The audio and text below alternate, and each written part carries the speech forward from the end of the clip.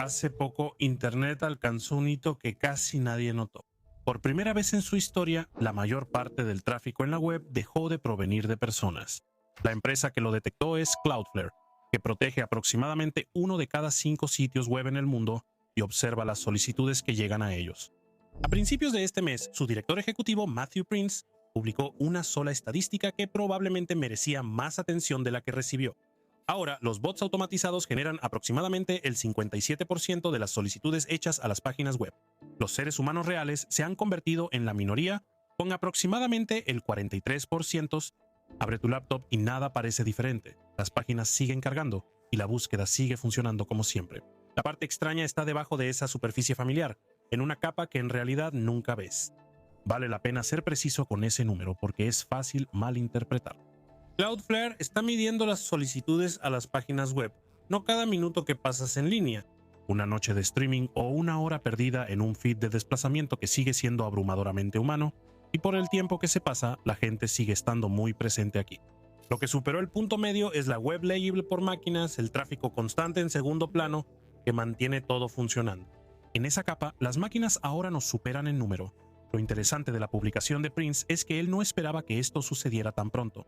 En marzo, en el escenario de South by Southwest, él supuso que los bots superarían a los humanos alrededor del 2027. Luego adelantó la fecha. Luego simplemente sucedió.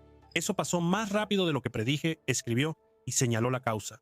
Un nuevo tipo de bot, que se multiplica mucho más rápido de lo que cualquiera había modelado. Para entender por qué eso es tan importante, tienes que comprender el acuerdo sobre el que se construyó la web. Durante unos 20 años, Internet funcionó con un acuerdo de palabra que en su mayoría funcionaba. Los sitios web creaban contenido que valía la pena leer. Los motores de búsqueda rastreaban todo y dirigían a las personas hacia el contenido valioso. Y la gente llegaba a que era la parte más importante. Un visitante leía tu artículo, el anuncio al lado cumplía su función y, de vez en cuando, alguien compraba lo que estabas vendiendo. El tráfico era la moneda, y cualquiera que hiciera algo útil era recompensado con él. Y luego la búsqueda empezó a responder las preguntas por sí misma. Si has usado Google recientemente, lo has visto suceder. Escribes una pregunta y antes de que aparezca un solo enlace azul, hay un párrafo ordenado en la parte superior, escrito por la IA de Google, que te dice la respuesta. Se llama resúmenes de IA y para muchas búsquedas realmente es todo lo que necesitas. Obtienes lo que buscabas y cierras la pestaña. El Centro de Investigaciones Pew midió lo que eso le hace al viejo hábito de hacer clic.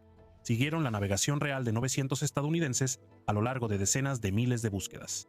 Cuando aparecía uno de esos resúmenes de IA, las personas hacían clic en un sitio web real solo el 8% de las veces.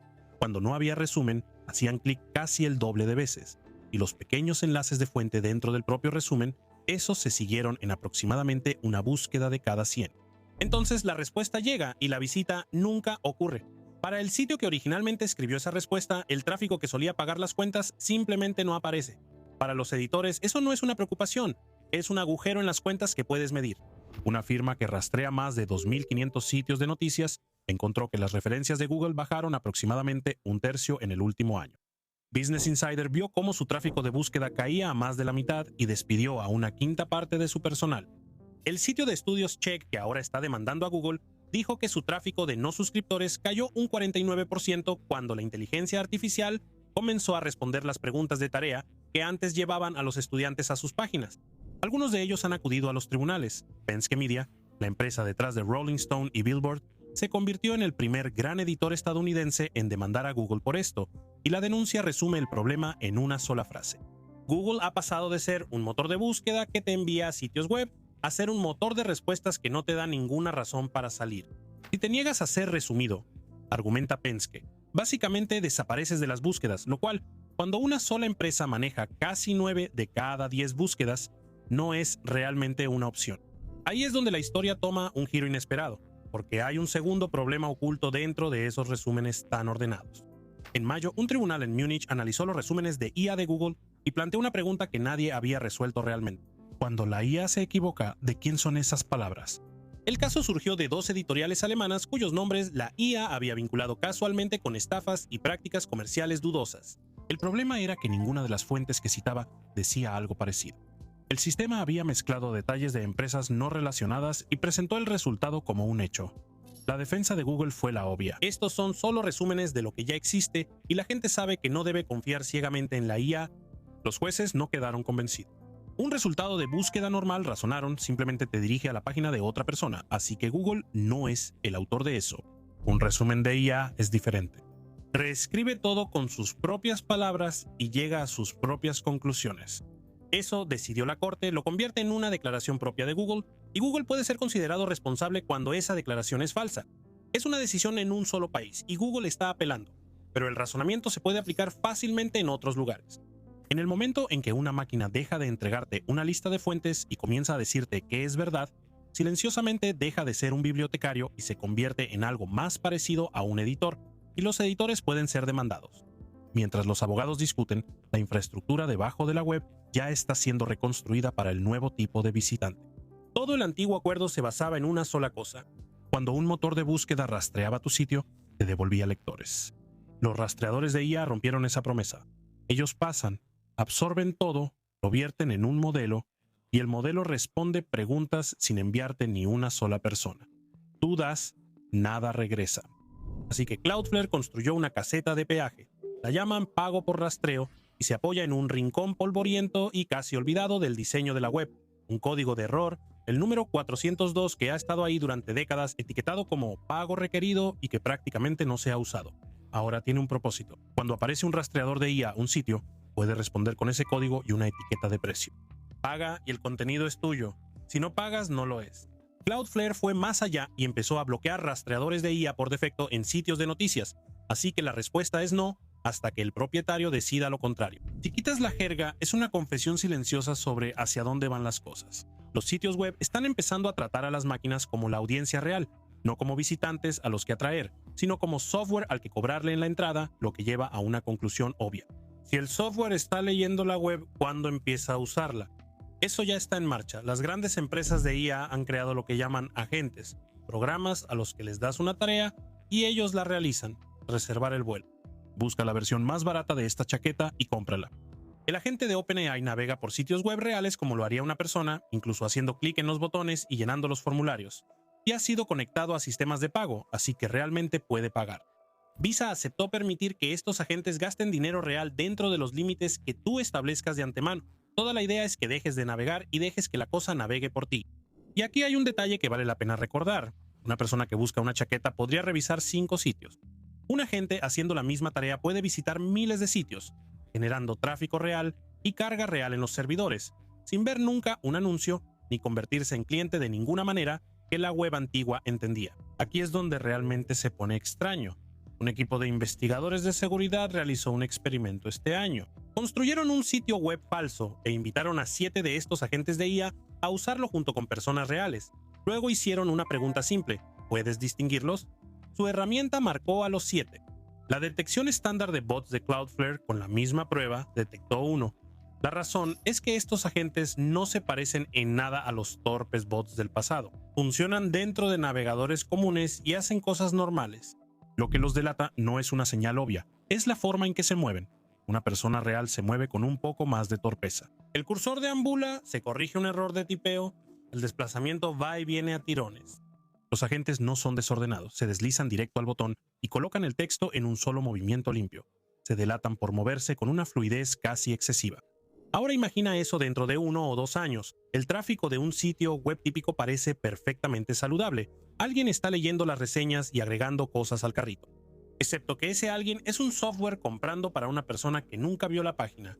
La visita es real, el visitante no lo es. Aquí es donde la historia se vuelve más oscura, porque la misma tecnología que puede navegar por la web por nosotros también puede inventar cosas que nunca existieron.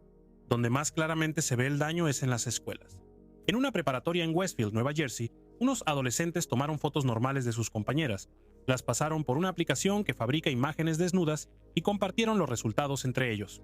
En una secundaria en Beverly Hills, los estudiantes hicieron lo mismo con 16 de sus compañeros y la escuela expulsó a 5 de ellos. Estos no son experimentos en algún rincón oculto de Internet. Están ocurriendo en ciudades comunes, a chicos comunes, con aplicaciones que están a solo unos toques de distancia. La magnitud, una vez que empiezas a buscar, es difícil de asimilar. En un estudio que abarcó 11 países, UNICEF, Interpol y el Grupo de Protección Infantil ECPAT, descubrieron que al menos 1.2 millones de niños reportaron que sus imágenes fueron convertidas en deepfakes sexuales en un solo año. En algunos lugares, eso equivalía a un niño de cada 25, aproximadamente uno en cada salón de clases. Y la Fundación Internet Watch, que ha pasado 30 años rastreando este tipo de material, calificó al 2025 como su peor año registrado, impulsado por videos realistas de inteligencia artificial que a menudo insertan los rostros de niños reales y fácilmente identificables. Existe el instinto de restarle importancia a esto porque las imágenes no son reales. Y UNICEF respondió directamente a eso. El abuso con deepfakes, dijeron, es abuso, y no hay nada falso en el daño que causa. Cuando se usa el rostro de un niño real, ese niño es una víctima. Punto. La imagen puede ser sintética. El miedo y la humillación que persiguen a la persona después no lo son. Al alejarse de todo esto, una figura se vuelve clara. Internet no está muriendo. Esa no es la palabra correcta. Y la charla sobre un Internet muerto no capta lo que realmente está pasando. La web está más ocupada que nunca. Es solo que cada vez más todo eso es manejado por máquinas antes de llegar a un ser humano. Un bot hace la solicitud. Una IA redacta la respuesta. Un agente hace las compras. Y en algún lugar de esa misma maquinaria, un generador crea un rostro que nunca le perteneció a nadie. La gente no se ha ido a ningún lado, simplemente nos estamos alejando más de la materia prima. El camino entre hacer una pregunta y recibir una respuesta solía pasar por otras personas, sus escritos, su trabajo, sus páginas reales. Ahora, la mayor parte de ese camino lo maneja un software que lo lee primero, decide qué significa y, a veces, inventa cosas antes de que algo de eso llegue a ti. Nos entregan el producto terminado y nos piden que confiemos en él. Así que aquí está la pregunta que vale la pena considerar. Tal vez esto es simplemente cómo se ve cuando una tecnología madura, la web finalmente obteniendo una capa de automatización encima, como casi todos los sistemas humanos desordenados eventualmente lo hacen. O tal vez estamos viendo algo más silencioso y difícil de nombrar. La web humana, la que fue construida por personas para personas, desvaneciéndose en el fondo mientras las máquinas pasan al frente. Honestamente no sé cuál de las dos es. No estoy seguro de que alguien lo sepa todavía. Déjenme saber qué piensan en los comentarios. ¿Esto les parece un avance o sienten que estamos perdiendo algo? Yo los leo y las mejores conversaciones de este canal suceden ahí. Además, si quieren más contenido sobre ciencia, espacio y tecnología avanzada, hemos lanzado un canal aparte para eso. Los enlaces están en la descripción. Vayan a verlo. Si esto les dio algo en qué pensar, suscríbanse para que no se pierdan el próximo. Gracias por ver y nos vemos en el siguiente.